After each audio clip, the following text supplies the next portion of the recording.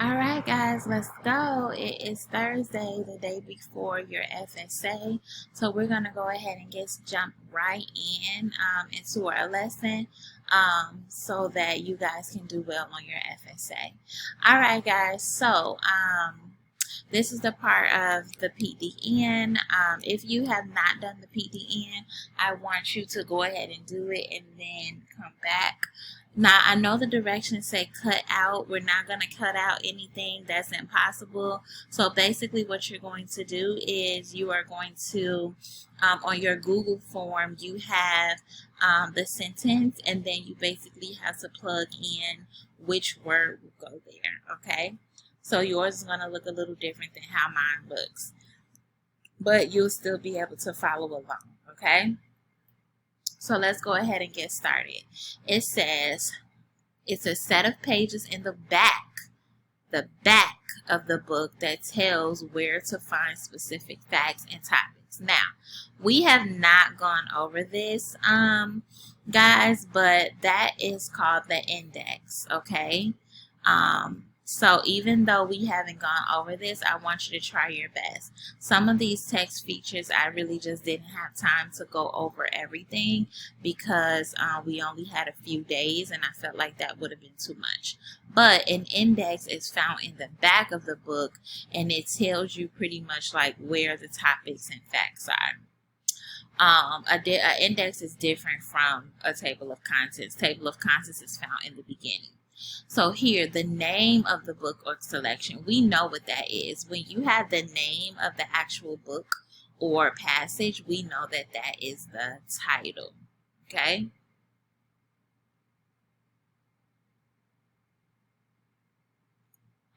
Okay, and so the next one is a picture photograph that focuses on the topic, okay?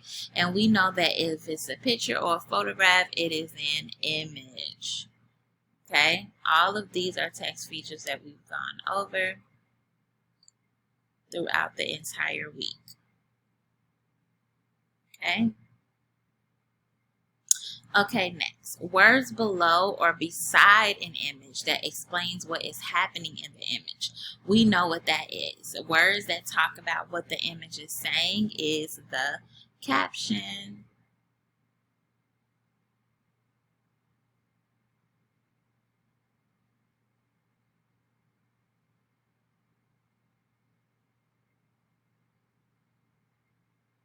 Okay. All right, and then a list of vocabulary words in ABC order in the back of the book. Okay, guys, so this is something that we haven't gone over either, but it's called a glossary. And a glossary is similar to a dictionary, and it has the words in alphabetical order with the definitions, and this is called a glossary. Okay, and like I said, some of these text features I just didn't have time to go over, but we're learning it now, okay? Next, a list at the beginning, that's a clue of the book that tells you the chapters and page numbers. We know that that is a table of contents, and I'm just going to put T of C, okay?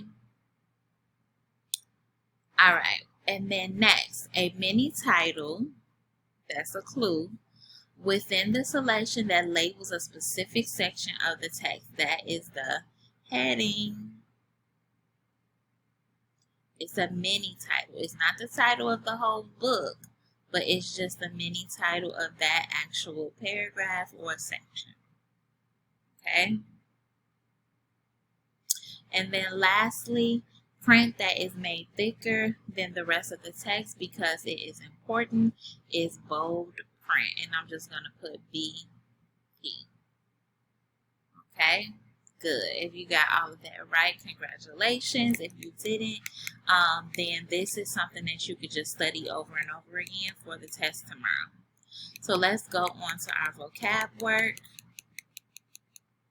I'm going to go through this fast. Root words do not have a prefix or a suffix added.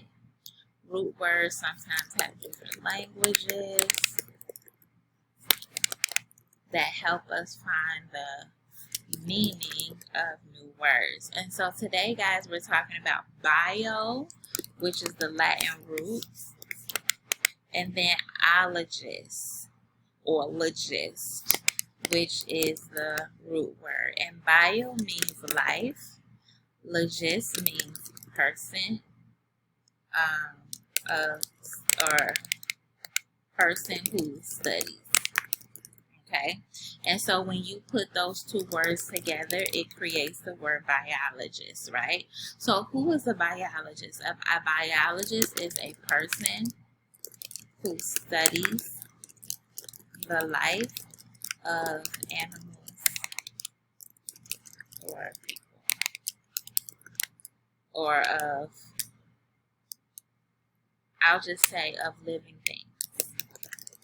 Okay, so biologists study are people who study the life of living things or the cycle of living things, right? Okay. So I'll say, let's create a sentence. Tabitha can be a biologist when she gets older because she loves science. Okay? Alright. And so, not really going to do like any synonyms or antonyms for this word. We're going to cross that out. We're just going to go straight to the actual picture and the definition. And so let's go ahead and move those pictures up. Okay. All right. So how do we know that the lady is a biologist? We know that she's a biologist because, of course, biologists are scientists, and it looks like she's studying something under a microscope. And so, because she looks like a scientist studying a living creature. Okay. All right. I'll go fast through that because that's not what's most important. What's most important is the boarding paper and what would learn. Okay. So if I'm going too fast, you can always stop the video and you can go on. All right. So remember, we're talking about text features again. And so this is what's going to be on your test tomorrow.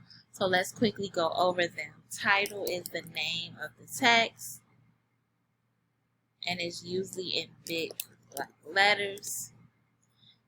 Table of contents is the list of the parts that are of the book that are organized in the order that you read them. Okay, all of this should be like familiar to you, which is why I'm going fast. Caption are words that describe the picture, the graph, or the chart. The heading is a short line or phrase explaining the paragraph or section of the passage. And then the text box, of course, is a box outside of the paragraph that gives us additional information. And then, I don't know why I always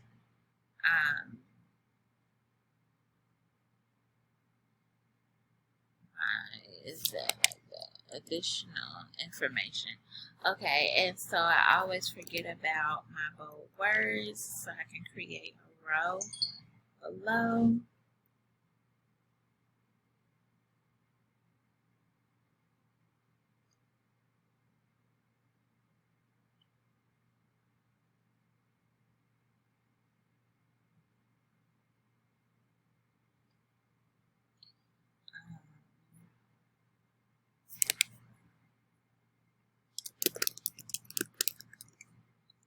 You're not about to.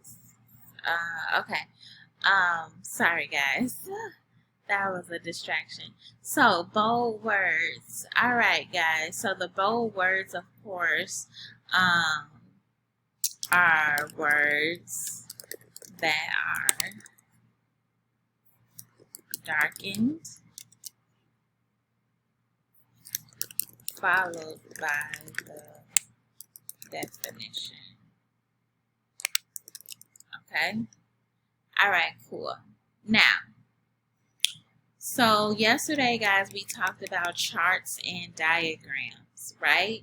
So we know that a chart is a kind of text feature that has rows and columns, right? And remember, we talked about the x-axis and the y-axis, right? Remember, we talked about that? And then it helps the reader to understand it in a visual way. So you'll be able to see what the data shows, okay? A diagram is a little different because it doesn't have numbers like a chart. And so it's a drawing that explains an idea, a process, or how something works, okay? All right, so let's go ahead and begin. So the video is going to be a little quick because we're going to do the model and the guided practice together. So guys, here I included an example of a table of contents just so that we can kind of go over it a little more since our test is tomorrow. So when you think about the table of contents, guys, we see that the actual title of the book is Your Health and You, right? I actually didn't want to draw it that big. The title is Your Health and You. So we know that this book is probably going to talk all about health. And so chapter 1, about your body and how it works. Chapter 2, eating healthy foods for health. Chapter 3, safety in you. Chapter 4, guarding against disease. Chapter 5, health in our world. And then chapter 6 talks about health and exercise. So the first question asks us how many chapters are in the book. Very simple. It goes from 1 to 6, so I know that there are 6 chapters in the book. Number 2, what pages would you search in to look for information about how to guard against disease? And so guys, basically I want to go to my table of contents and I'm going to look for where it says, in chapter 4 it says guarding against disease. So I know that I will look on pages 76 through 92, and so that is our answer. Okay? All right. And so lastly, number 3, in which chapter would you look to find information about how your body works? So that means that you need to look for the title of a chapter about like how they're describing how your body is going to be working. So when I look at the different chapters, I see that chapter 1 talks about your body and how it works.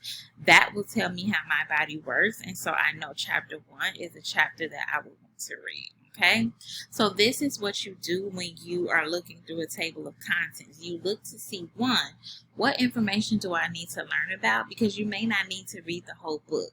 You may just need to read 1 chapter, right? And then you look to see, okay, where can I turn? Like, where are these pages? Okay, good. So let's go ahead and keep on.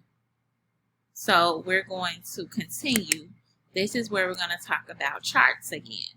Okay, we're reviewing all of the most of the text features that we talked about throughout the whole week. And so let's go ahead. So this is your chart. In this chart, guys, you don't have an x-axis and a y-axis, but you do have where they're giving you information. They're giving you information of the year and the price of the car and how it went down. So as you can see, the price decreased. As the years went up, the price decreased, okay? And so the video is going to probably cut off, and so wherever it cuts off, we'll just pick back up. It says, when automobiles is our topic, were first invented, they were costly to produce. That means that they cost a lot of money. Few people could afford them. Okay? Few people could afford them. Which means that the people